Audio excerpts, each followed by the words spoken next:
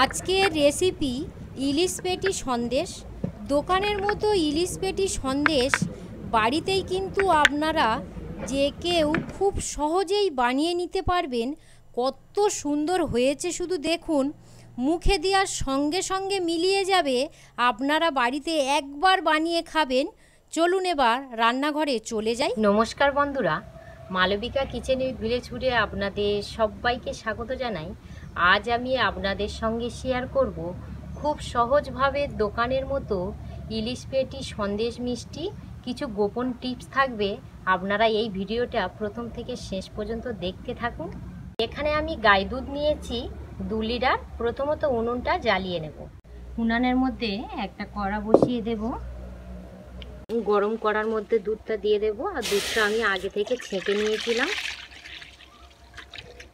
এই দুধটা আমি 2 লিটার দিয়েছি, সেটা আমি ভালো করে ফুটিয়ে ফুটিয়ে 1 লিটারে পরিণত করব। মানে আপনারা আর কি যা দুধ দেবেন ফুটিয়ে ফুটিয়ে তার হাফ করে নিতে হবে। দুধটা ফুটে গেছে, আর 1 মিনিট বা 2 মিনিট জাল করার পর মাঝে মাঝে এইভাবে খুন্তি দিয়ে একটু নেড়ে দেবেন, মানে তলায় যাতে না বসে যায়। আর আজ যে বন্ধুরা আপনাদের সঙ্গে ইলিশ পেটি সন্দেশটা শেয়ার করছি, মানে একদমই দোকানের মতো পারফেক্ট ঘরোয়া পদ্ধতিতেই দেখাবো। আপনারা কেউ এই ভিডিওটা কেটে কেটে দেখবেন না, কারণ অনেক কষ্ট করেই কিন্তু এই ভিডিওটা আপনাদের সঙ্গে শেয়ার করছি। সঙ্গে থাকবেন। অনেকক্ষণ দুধটা জাল করে নিয়েছি, এখনও মানে অনেকক্ষণ ধরেই আর কি জালটা করে নিতে হবে। এই দেখুন দুধের লেয়ারটা দেখুন, এখানে ছিল প্রায় আমি 5 থেকে 10 মিনিটের মতো জাল করে নিয়েছি, একটু কমেছে। আর এই দেখুন 2 লিটার দুধ ফুটিয়ে ফুটিয়ে আমি 1 লিটার দুধে পরিণত করে নিয়েছি। এই সময় আমি চিনি দিয়ে দেব 1 চামচ, 2 চামচ, 3 চামচ, 4 চামচ, একে 5 চামচ। আর একটা কথা বলে দিই, আমি এই 2 লিটার দুধের জন্য এখানে আমি 200 গ্রাম চিনি ব্যবহার করলাম। আপনারা চিনির পরিমাণটা একটু কমিয়ে বাড়িয়ে দিতে পারেন। এবার আমি দুধটাকে আরও ফুটিয়ে ফুটিয়ে এবারে ক্ষীরের পরিণত করে নেব। দুধের ঘনত্বটা দেখুন একদম পুরো গাঢ় হয়ে এসছে। এই সময় ঘন ঘন নাড়তে হবে, কারণ এই সময় কিন্তু তলাতে বেশি লেগে যায়। এইভাবেই নাড়তে হবে।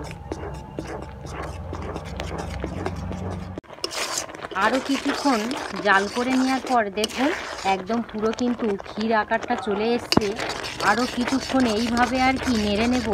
আর এই সময় একটু আর কি খেয়াল রাখবেন, একটা পাকের ব্যাপার আছে। আরও কিছুক্ষণ জাল করে নেবার পর একদমই উনুনের আঁচ এবার অফ করে দিয়েছি। আর এবার এই সময় উনুনের গায়ে কড়ার গায়ে এইভাবেই আর কি লাগিয়ে দিতে হবে। উনানে গরমের মধ্যে রাখা যাবে না, একটা পাত্রের উপরে নামিয়ে নেব। আর দেখুন চারিদিকে কড়ার গায়ে এইভাবে দিয়ে দিয়েছি। কড়ার গায়ে থেকে এইভাবে আবার আমি এরকম করে নেব, কারণ এইভাবে করতে করতে দেখবেন একটা চিট আসবে। চিটটা আসার ফলে আপনারা বুঝতে পারবেন এবারে পুরো পারফেক্ট হয়ে গেছে। আমি এখনও এইভাবে 1 বা 2 বার করে নেব।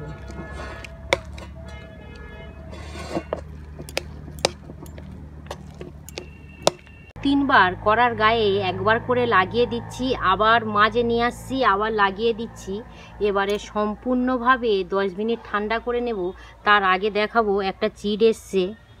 এই দেখুন চিটটা দেখুন।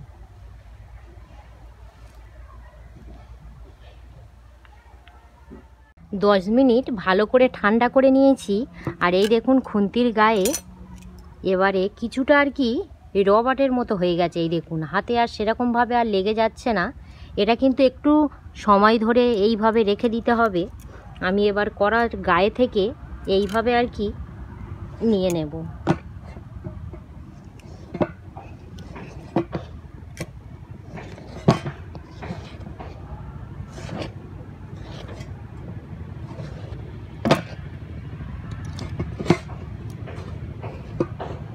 এইভাবে কড়ার গায়ে থেকে ছেনে নিয়েছি, একটু এইভাবে মাখিয়ে নেব। আমি এটাকে কিছুক্ষণ এইভাবে দলে নেব। আর এইটা এমনভাবেই আর কি করবেন যে এই যে পিঁড়ের ওপর আমি এইভাবে করছি যে পিঁড়ের গায়ে জাপটে যাবে, এই রকম করলে হবে না, তাহলে আরও ভালো করে কড়ার গায়ে ভালো করে শুকিয়ে নিতে হবে। এই দেখুন আমি এইভাবে করছি, পিঁড়ের গায়ে কিন্তু একটুও বলে জাপটে যাচ্ছে না। এই দেখুন এইভাবে রোলের মতো করে নিয়েছি। এবারে এটা আমি 3 ভাগে ভাগ করে নেব, দুটো একদম সমান ভাগে ভাগ করব আর একটা একটু আর কি ছোট ভাগ করব। তারপর কি করব আপনারা তো দেখতেই পাবেন। এবার আমি এখান থেকে দুটো ভাগে যে ভাগ করে নিয়েছিলাম একটা পাত্রের মধ্যে রেখে এইভাবে চাপা দিতে হবে। চাপা না দিলে হাওয়া বাতাস পেয়ে শক্ত হয়ে গেলে যেটা আর কি শেপটা বানাবো ভেবেছিলাম বানানো যাবে না। এবার আমি এই যে একটা লেচি কেটে নিয়েছিলাম এইভাবে রোলের মতো বানিয়ে নেব। এই রকমই রোলের মতো লম্বা করে নিয়েছি। আর এখানে যে আমি একটা চাপা দিয়ে রেখেছিলাম বড় লেচিটা, এবারে বড় লেচিটা নিয়ে নেব, সেম এই রকমই রোলের মতো লম্বা করে নেব।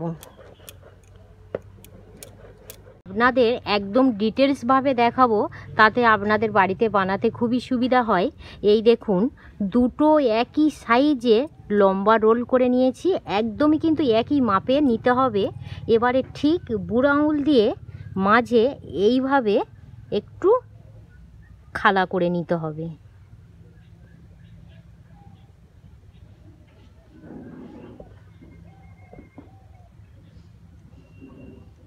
সেম একইভাবে এটাও ঠিক আমি এইভাবে একটু খালা করে নেব। এবার আমি এইভাবে আঙুল দিয়ে একটু ডাউন করে দেব।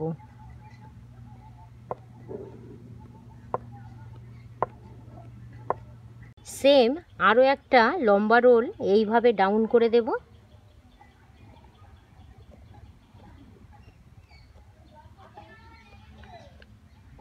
এখানে আমি একটা বেলেন নিয়েছি, এই যে হাতের একটা দাগ পড়ে আছে একদম পুরো সমান করে নেব।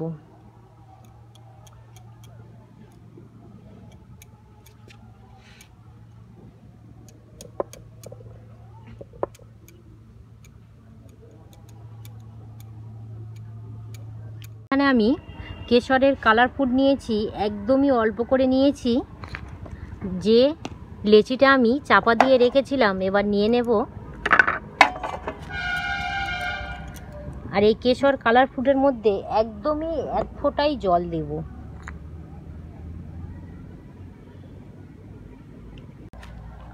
গুলে নিয়েছি।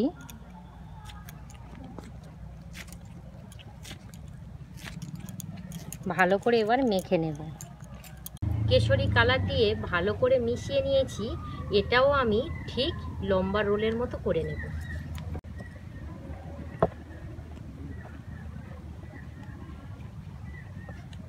এই যে রোলটা করে নিয়েছি, এই দুটো রোলের একদম মাপে করতে হবে। এই দেখুন একই মাপ হয়ে গেছে। এবার আমি একটু জল দিয়ে দেব।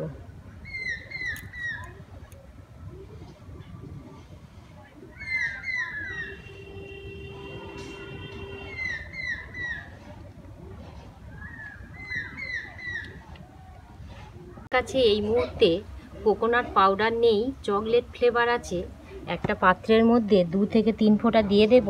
আর এই চকলেট ফ্লেভারটা হচ্ছে লিকুইড, তো সেই জন্য আমি এখানে অল্প করে ময়দা মাখিয়ে দেব।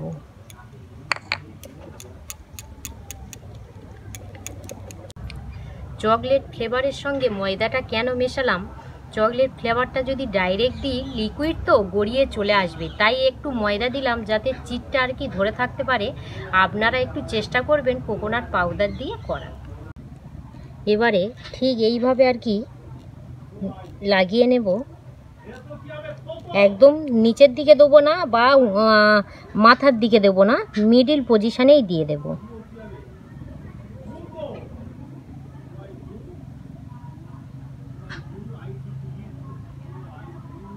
ঠিক একইভাবে আর একটা যেটা রোল বানিয়েছিলাম তাতেও দিয়ে দেব।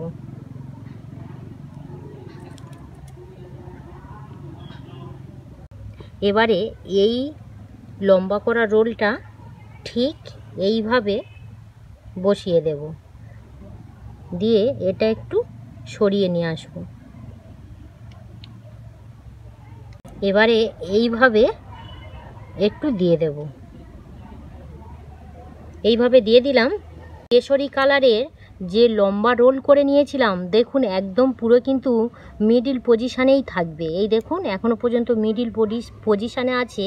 এবার আমি এটা এইভাবে একটু উল্টে দেব, দিয়ে এইভাবে একটু হাত দিয়ে আলতো হাতে এটা মুখ ভালো করে মুড়ে নেব।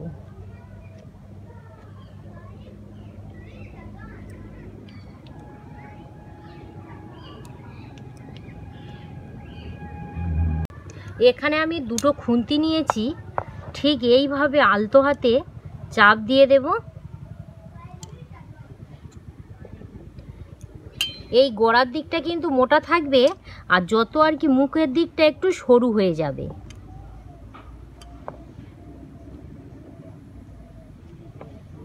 এবার আমি উল্টে নেব।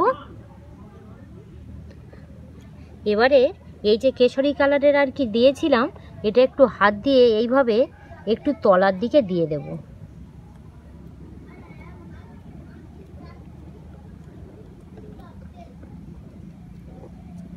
এইভাবে চেপে দিলে কি হয়, খুব সুন্দরভাবে টাইটটা থাকে।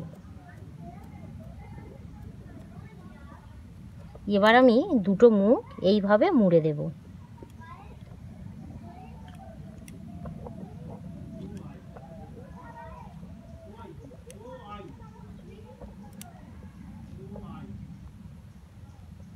একটু জল দিয়ে ভালো করে মুখটা মুড়ে নেব। হালকা হাতে ভালো করে মুখটা মুড়ে নিতে হবে। এবার আমি ফ্রিজের মধ্যে 20 মিনিট রেখে দেব। ফ্রিজে থেকে বার করে নিয়ে চলে এসেছি, আর এখানে একটা ছুরি নিয়েছি। এবারে পিচ পিচ করে কেটে নেব। কত সুন্দর শেপটা হয়েছে বন্ধুরা, দেখুন মানে কি বলবো, এত সুন্দর হয়েছে। আপনারা শুধু দেখতে থাকুন কত সুন্দর হয়েছে।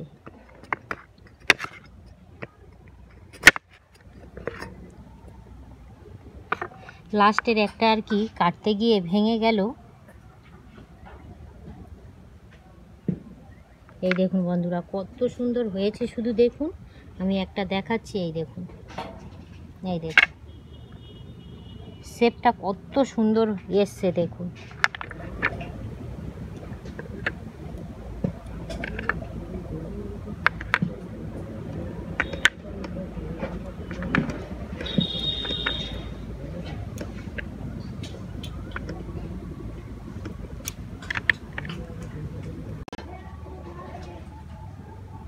দেখুন বন্ধুরা, ইলিশ পেটি সন্দেশ মিষ্টিটি কত সুন্দর হয়েছে, শুধু দেখুন।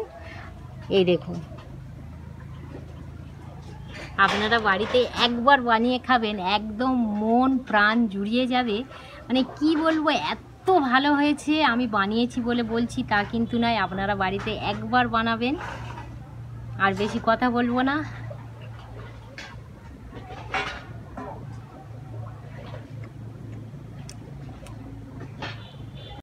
ফ্রিজে রাখার ফলে টাইট ভাব হয়েছে, আর টাইট হলেই কিন্তু আপনারা কাটতে পারবেন। এই দেখুন একদম পুরো টাইট হয়ে গেছে।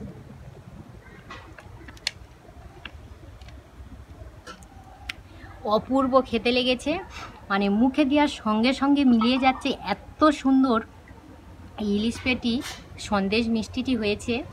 আর বেশি কথা বলবো না, ভিডিওটা এখানে শেষ করব। আপনারা সবাই সুস্থ থাকবেন, ভালো থাকবেন। এতক্ষণ আমাদের সঙ্গে সময় কাটানোর জন্য আপনাদেরকে অসংখ্য অসংখ্য ধন্যবাদ জানাই।